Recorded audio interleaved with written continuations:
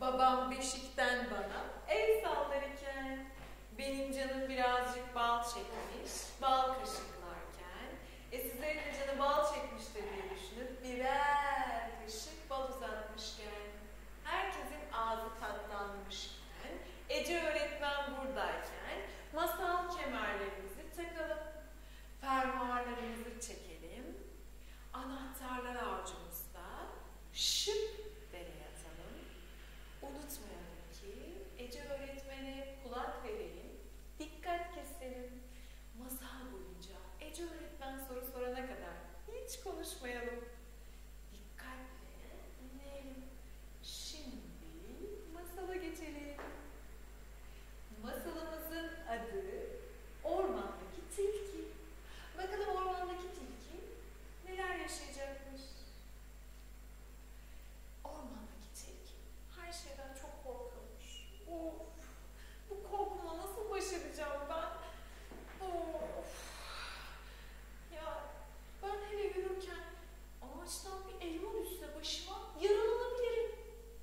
Biraz yürürken yanıma yavaşça yaklaşan bir kuş hız kazansa, koluma çarpsa kolumdan yaralanabilirim. İlerlesem bir tümseye düşsem bacağımdan yaralanabilirim. Hayat ne kadar zor. Her şeyden çok korkuyorum demiş. O sırada ormandan onun korku feryatlarını duyan bir ayı yaklaşmış. Kolunda da kocaman bir bal şişesiyle. Tilki kardeş, sen her şeyden korkuyorsun anladığım kadarıyla. Korkularının üzerine basmaya ne dersin? Demiş. Tilki demiş ki, nasıl yani? Korkularımın üzerine basmak mı? Al basıyorum, hiçbir şey olmuyor. Uf, şakacı mısın ayı kardeş? Ben hiç şaka şu an kaldıramam. Gerçekten çok korkuyorum. Yani yaralanmaktan, düşmekten, yani bilmiyorum. Ben galiba korkak bir tilki olarak anılacağım daima. Ayı kardeş demiş ki ona, bence şunu yapmalısın. Bak şimdi, kulak ver bana.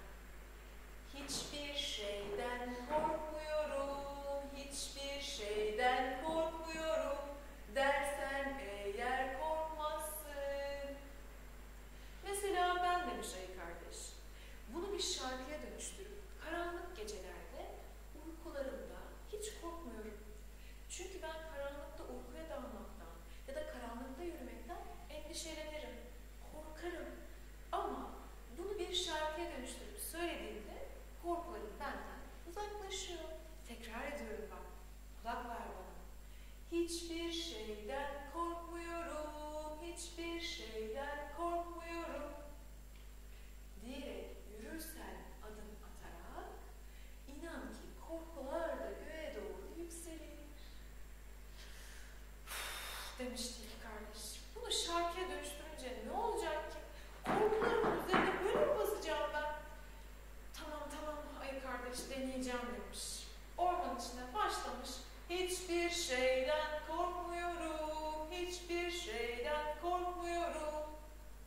O sırada başına bir elma düşmesin mi? Ay! Demiştim size, bir elma başımı yaraladı şimdi. O sırada orman içerisinde bir karınca sürüsü geçiyormuş.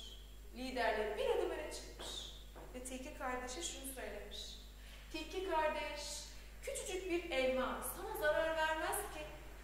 Bu kadar korkma. Korkularının üzerine bas. O yüzden şunu yapmalısın. Hiçbir şeyden korkmuyorum. Hiçbir şeyden korkmuyorum. Korkularının üzerine basarsan tilki kardeş, korkuların senden uçarak göğe yükselir. Mesela ben bir şekilde ezilmekten korkuyorum. Fakat hep dikkatli, hep temkinliyim. O yüzden bütün korkularımı göğe saldım. Sen de hiçbir şeyden korkmuyorum diyerek adımlarına yola devam et. Korkusuz olmaya gayret göster. Korkabilirsin ama korkularını da ezebilirsin. Hoşça kal demiş ve karınca sürüsü ormandan ilerlemiş. Tilki şaşmış kalmış.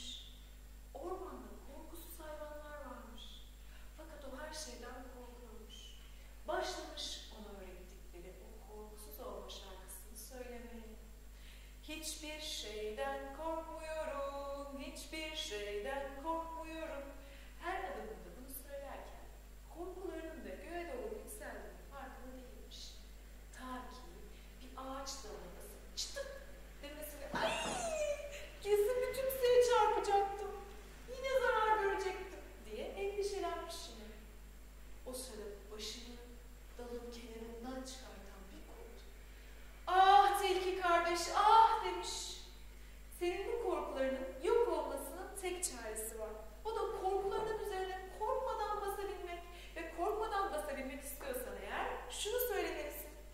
Hiçbir şeyden korkmuyorum, hiçbir şeyden korkmuyorum.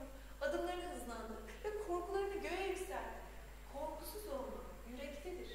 Hiçbir şeyden korkma, cesaret yüklen demiş kurt ve uzaklaşmış. Ve bizim ormandaki ormanda hiçbir şeyden korkmuyorum, hiçbir şeyden korkmuyorum diye ilerlemeye başlamış.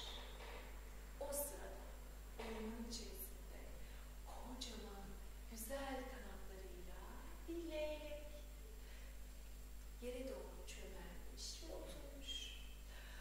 Ah demiş Teki kardeş, ben de her şeyden korkardım ama korkularımın üzerine basmayı öğrendim. Artık hiçbir şeyden korkmuyorum. Nasıl? Şunu söyleyerek. Hiçbir şeyden korkmuyorum, hiçbir şeyden korkmuyorum. Korkularının üzerine basmaktan korkma. Onlar seni cesaretlendirecektir. Unutma, herkesin bir korkusu vardır. Ben de uçmaktan korkardım demiş. Masal durmuş. Bizim Teki kardeş için birçok hayvan onun yanına geliyor. Hayvanları baştan sıralar mısın? Hatırla bakalım hangileriydi? Bir de korkuların varsa sen de korkuların üzerine basmaktan hiç korkma. Çünkü onlar göğe doğru yükselirken sen de cesaretleneceksin. Unutma. Teki kardeş korkularının üstüne basa basa ilerlerken bir anda şunu fark etmiş. Evet, şarkımı biliyorum. Korkularımın üzerine basacağım. Hiç korkmayacağım. Hiçbir şeyden korkmuyorum.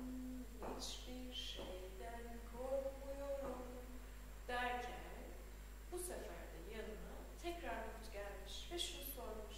Hey tilki kardeş, korkularının üzerine basmayacaktın hani. Ay şaka yaptım şaka. Korkularının üzerine basmayı unutma demeye geldim. Unuttun beni, lafım yarım kaldı sende. Hiçbir şeyden korkmuyorum diyerek her adım attığında korkularını göğe yükseltirken unutma, kendine de inan, cesaretlen, hadi hoşça kal demiş ve kurt kendi yoluna ilerlerken tilki kendi yoluna doğru ilerlemeye başlamış. O sırada kimi görsün? Ormanın kralını. İlk başta bir korkmuş, sonra cesaretlenmiş. Hiçbir şeyden korkmuyorum demiş. Ormanın kralı da ona cesareti için önce teşekkür etmiş. Ormandaki hayvanları yolladım senin için demiş ormanın kralı. Cesaretlen, korkularını yenmeye. İlk başta ben çıksaydım karşına, korkularını yenemeyebilirdin. O yüzden ormanın diğer hayvanlarının yanına yolladım. Unutma tilki kardeş, hepimizin korkuları var. Ama cesaretimizle hiçbir şeyden korkmuyorum diyerek onları yenebiliriz. O yüzden şimdi bana kulak ver. Korkularınla da yaşayabilirsin. Ama korkularını cesaretinle yenebilirsin. Bu senin kararın. İyi bir tilkisin. Ormanın en güzel tilkisi olarak korkularınla baş edebilirsin. Şimdi var git yoluna. Unutma. Korkuların da senin değerlerindir. Hoşça kal demiş ormanın kralı. O yoluna doğru giderken tilki dersini almış. Korkuları onun cesareti olabilirmiş. Hiçbir şeyden korkmuyorum, hiçbir şeyden korkmuyorum diyerek ormandaki yoluna doğru ilerlemiş. Unutmamış çocuklar. Hiçbir şeyden korkmaması değilmiş önemli olan. Cesaretiyle yüreğini donatmasıymış önemli olan. Korkularının üzerine basmış tilki kardeş, yolunda gitmiş. Unutmayalım çocuklar, biz de korkularımızla cesaretlenelim. Korkularımızın üzerine basalım. Masal